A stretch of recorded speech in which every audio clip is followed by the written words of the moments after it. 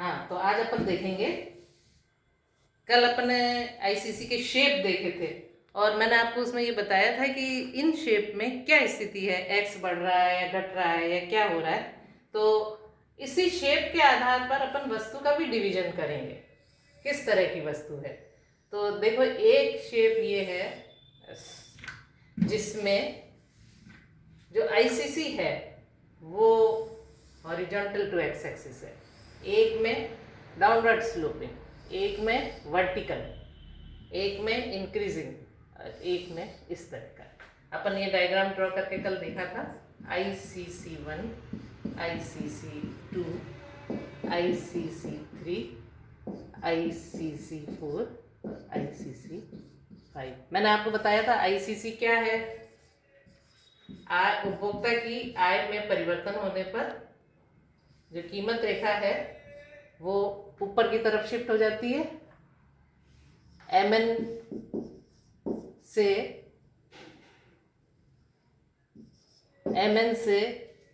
M1 N1, M2 N2, M3 N3 होती जाती है और उन पर जो सारे संतुलन बिंदु होते हैं E1, E2, E3, इन सारे संतुलन बिंदुओं को मिलाते हैं तो हमारे पास आता है आय उपभोग वक्र या ICC। अब मैंने ना तो इसमें प्राइस लाइन ड्रॉ करी है, ना मैंने इसमें उपभोक्ता का संतुलन बिंदु बनाया है। केवल आप ये मान के चलो कि इनमें प्राइस लाइन भी है, संतुलन बिंदु भी है। केवल ICC और वस्तु की प्रकृति देखेंगे हम। ICC में वस्तु की प्रकृति, मैंने आपको कल बताया था दो तरह की वस्तुएं होती है, सामान्य वस्तु और दूसरी वस्तु होती है निम्न कोटि की वस्तु। अब हम देखेंगे ICC1 पर क्या स्थिति है। ICC1 पर आप देखो, आय बढ़, ICC तो आप ICC बढ़ी हुई आय तो बता रही है ना सारी ICC कि MN से M1 हो गई, M1 N1 हो गई, M2 N2 हो गई। तो ICC1 पर हम ये कहेंगे आय के बढ़ने पर X और Y वस्तु की क्या प्रकृति रहती है। तो इसको हम फॉर्मूले में यूं देखते हैं। इसका मतलब है ये हमारा डिनोमिनेटर है और ये न्यूमरेटर है। ये डिनोमिनेटर है, ये न्यूमरेटर है। डिनोमिनेटर मतलब जो नीचे का होता है वो ऊपर वाले को प्रभावित करता है। तो इसको हम कहेंगे आय में परिवर्तन होने से X वस्तु में होने वाला परिवर्तन कैसा है, पॉजिटिव है। यानी आय के बढ़ने पर X वस्तु की मात्रा में वृद्धि हुई। इसको हम क्या कहेंगे, आय बढ़ने पर X वस्तु की मांग बढ़ी। पॉजिटिव का मतलब होता है, इसका मतलब है ये पॉजिटिव है, ये इसका मतलब है आय बढ़ने से X वस्तु की मात्रा बढ़ी। और सेम इस वक्त स्थिति है change in X, change in Y upon change in I is negative. ICC1 पे देखो, आय में परिवर्तन होने पर X तो बढ़ा और Y बढ़ने की जगह घटता चला गया। तो इसके लिए हम क्या कहेंगे, आय बढ़ने पर Y वस्तु की मांग घट गई। ठीक है। ICC1 पर क्या स्थिति है, change in X upon change in I is positive and ये and change in Y upon change in I negative. यानी पॉजिटिव का मतलब तो है आय बढ़ने पर X वस्तु की मांग बढ़ी और इसका मतलब है आय बढ़ने पर Y वस्तु की मांग घटी। तो हम इसको क्या कहेंगे, ये X वस्तु, या और दूसरे रूप में कहेंगे X वस्तु सामान्य वस्तु है।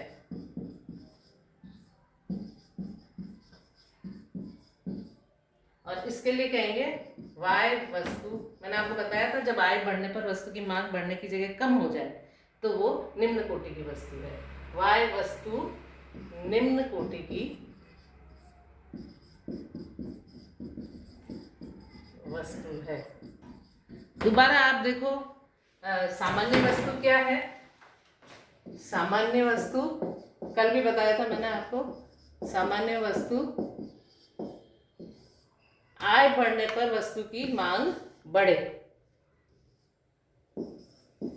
सामान्य वस्तु क्या है? आय बढ़ने पर मांग बढ़े। तो आप देखो यहाँ पर आय बढ़ी, आईसीसी पर आय तो बढ़ी रही है, आय बढ़ने पर मांग एक्स वस्तु की बढ़ी है, इसलिए एक्स वस्तु सामान्य वस्तु है। और निम्न कोटि की वस्तु क्या है?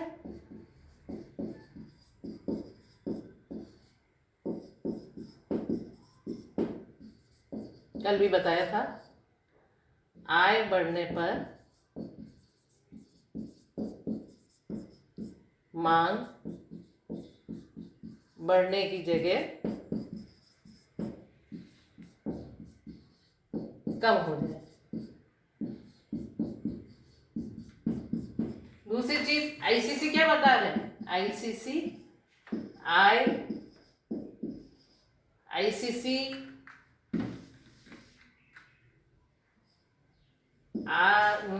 पर आय की मात्रा बढ़ती है।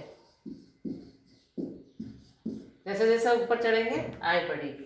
तो ठीक है, आईसीसी 1 की क्या स्थिति है? आईसीसी 1 पर आय बढ़ने पर एक्स वस्तु की मांग बढ़ती है, इसलिए एक्स वस्तु सामान्य वस्तु है। और आय बढ़ने पर वाई वस्तु की मात्रा घटती है, यानी इसको हम कहेंगे चेंज इन एक्स अपॉन, ये चेंज कहलाता है। ये जो साइन है ना, इसका मतलब है चेंज। आप और ढंग से इसको देख लो, इसका मतलब है चेंज इन एक्स, एक्स में परिवर्तन। और ये स्मॉल डेल्टा कहलाता है, ये चेंज इन आय। सामने बैठे होने पर तो आप ये सारी चीजें पूछ सकते हो। अब मुझे वन साइड बोलना है, इसलिए मैं ये मान के चलती हूँ कई बार कि आपको ये चीज तो पता है।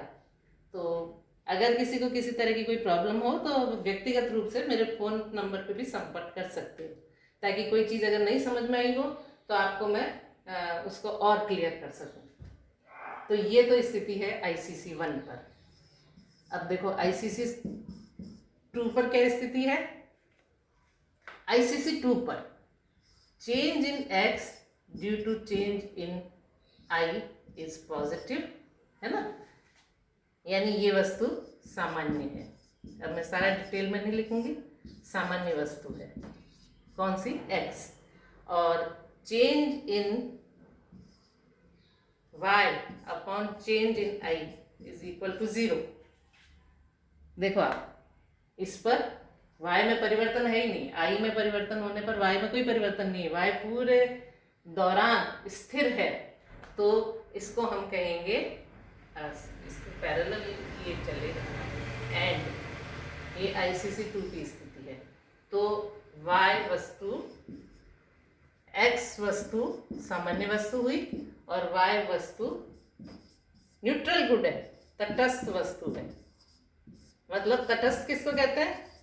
जिसमें किसी चीज का कोई प्रभाव नहीं पड़ा, आय बढ़ी तो भी y स्थिर है, तो y वस्तु तटस्थ वस्तु कहलाती है।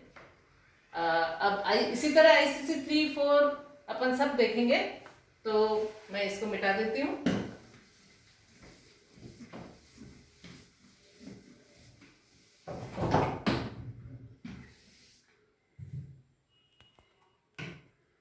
आईसीसी अपन वस्तु की प्रकृति देख रहे हैं, आईसीसी 3, ठीक है। आईसीसी 3 पर क्या है? Change in x upon change in i is positive and change in y due to change in i is also positive. देखो आईसीसी 3 पर आई जैसे जैसे बढ़ रही है, एक्स और वाई दोनों की मात्रा बढ़ रही है। इस बिंदु पे आप देखो, कोई सा भी बिंदु ले लो, इस बिंदु पर इतना y और इतना x है। इस पर आए तो y भी बढ़ गया और x भी बढ़ गया, इस पर आए तो ये बढ़ गया।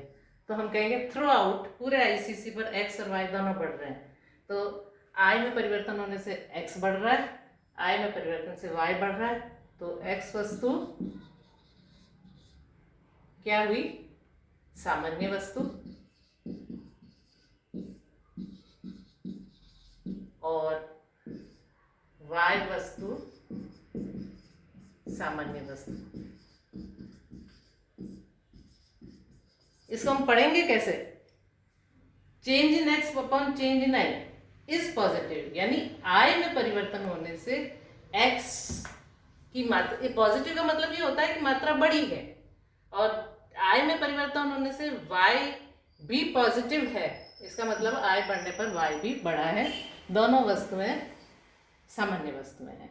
मेरा ख्याल है अब ICC 4 पर आप अपने आप कर सकते हो। वैसे तो ICC 4 पर change in x upon change due to change in i क्या है? x न्यूट्रल है, इक्वल टू 0, और इधर change in x y due to change in i is positive.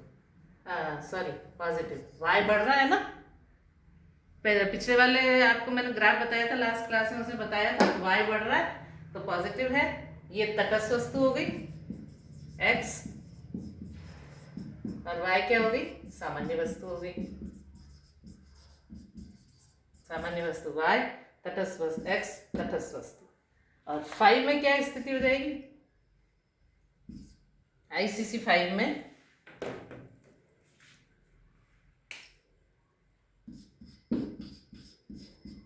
ICC 5 में change in x upon change in i, x घट रहा है तो ऋणात्मक, and change in y due to change in i is positive. तो ये तो हो गई सामान्य वस्तु y, और x निम्न कोटि की वस्तु।